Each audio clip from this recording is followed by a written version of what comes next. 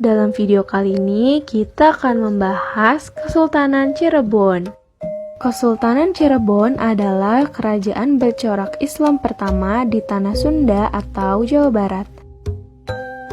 Sejarah kerajaan yang wilayahnya pernah menjadi bagian dari Kerajaan Tarumanegara lalu Pajajaran ini didirikan pada abad ke-15 Masehi, tepatnya tahun 1430. Awalnya Cirebon merupakan daerah bernama Kebon Pesisir atau Tegal Alang-alang. Kerajaan Cirebon dirintis oleh Raden Walangsungsang atau Pangeran Cakrabuana, putra Raja Pajajaran dari Kerajaan Sunda Galuh, yakni Prabu Siliwangi dengan permaisurinya Nyai Subang Larang. Sulendraniningrat dalam sejarah Cirebon tahun 1978 menyebutkan bahwa pernikahan Prabu Siliwangi dan Nyai Subang Larang yang beragama Islam melahirkan 3 orang anak, yaitu Raden Walangsungsang atau Pangeran Cakrabuana, Nyai Larasantang, dan Raden Kian Santang atau Pangeran Sengara. Setelah beranjak dewasa, ketiga anak Prabu Siliwangi dari permaisuri Nyai Subang Larang dipersilahkan meninggalkan kerajaan Pajajaran yang menganut ajaran Sunda Wiwitan, Hindu, atau Buddha. Putra sulung Prabu Siliwangi dari permaisuri, Raden Walangsungsang alias Pangeran Cakrabuana, kehilangan haknya untuk bertahta di Pajajaran karena memilih memeluk agama Islam seperti ibunya. Raden Walangsungsang atau Pangeran Cakrabuana memilih untuk memperdalam agama Islam ke Tegal Alang-alang atau Kebon Pesisir, lalu diikuti oleh adiknya Larasantang. Dalam perjalanan, Raden Walangsungsang menikah dengan Nyai Endang Gelis. Sesampainya di Kebon Pesisir, mereka berguru kepada Syekh Nurul Jati. Di daerah pesisir utara Jawa inilah Raden Walangsungsang mendirikan Pedukuhan sebagai cikal bakal kerajaan Cirebon.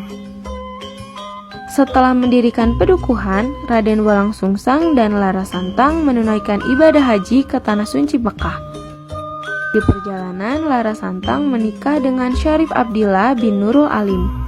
Dari pernikahan ini, Nyai Larasantang melahirkan 2 orang anak laki-laki bernama Syarif Hidayatullah dan Syarif Nurullah.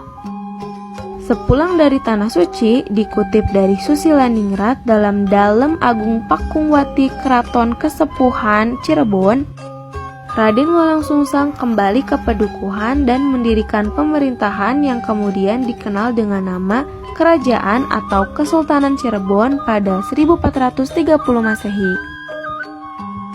Pendirian Kesultanan Cirebon tidak terlepas dari pengaruh Kesultanan Demak di Jawa Tengah yang merupakan kerajaan bercorak Islam pertama di Jawa sekaligus sebagai kerajaan yang memungkasi riwayat kerajaan Majapahit.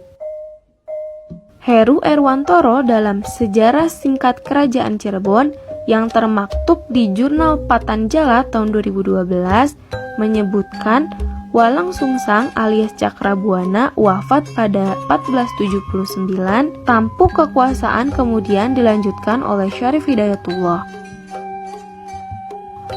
Seperti diketahui, Syarif Hidayatullah adalah keponakan Raden Walangsungsang atau putra pertama dari adiknya Nyai Larasantang. Syarif Hidayatullah pada akhirnya dikenal sebagai Sunan Gunung Jati. Di bawah kepemimpinan Sunan Gunung Jati, Kesultanan Cirebon mencapai kemajuan pesat, baik di bidang agama, politik, maupun perdagangan. Dalam bidang agama, sangat jelas terlihat bahwa Islamisasi berjalan sangat masif. Dakwah agama Islam ke berbagai wilayah terus-menerus dilakukan. Sedangkan di sektor politik, perluasan daerah menjadi salah satu fokus yang dijalankan. Bersama Demak, misalnya, Cirebon mampu merebut pelabuhan Sunda Kelapa pada 1527 untuk membendung pengaruh Portugis.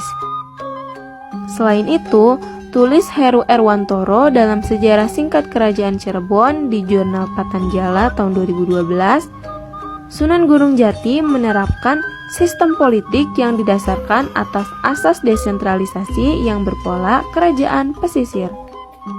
Strategi desentralisasi itu dilakukan dengan menerapkan program pemerintahan yang bertumpu pada intensitas pengembangan dakwah Islam ke seluruh wilayah bawahannya di tanah Sunda. Usaha ini didukung oleh perekonomian yang kuat dengan menitik beratkan pada perdagangan dengan berbagai bangsa seperti Champa, Malaka, India, Cina, hingga Arab. Sepeninggal Sunan Gunung Jati yang wafat pada 1568, Kesultanan Cirebon mulai diincar bangsa-bangsa asing, terutama Belanda alias VOC. Setelah terlibat polemik selama bertahun-tahun, akhirnya Cirebon menyerah. Ditandatangani perjanjian antara para pemegang otoritas Cirebon dengan Belanda. Perjanjian tersebut membuat VOC berhak memonopoli perdagangan di wilayah Cirebon. Selain itu, wilayah Kesultanan Cirebon menjadi protektorat yang berada wilayah di bawah naungan Belanda. Antara tahun 1906 hingga 1926, Belanda secara resmi menghapus kekuasaan pemerintahan Kesultanan Cirebon dan Cirebon terbebas dari cengkeraman Belanda pada 1942 hingga akhirnya menjadi bagian dari Republik Indonesia sejak 1945. Terima kasih yang sudah menonton. Semoga video ini dapat memberikan wawasan lebih dan bermanfaat untuk teman-teman semuanya. Sampai jumpa di video selanjutnya. Dadah!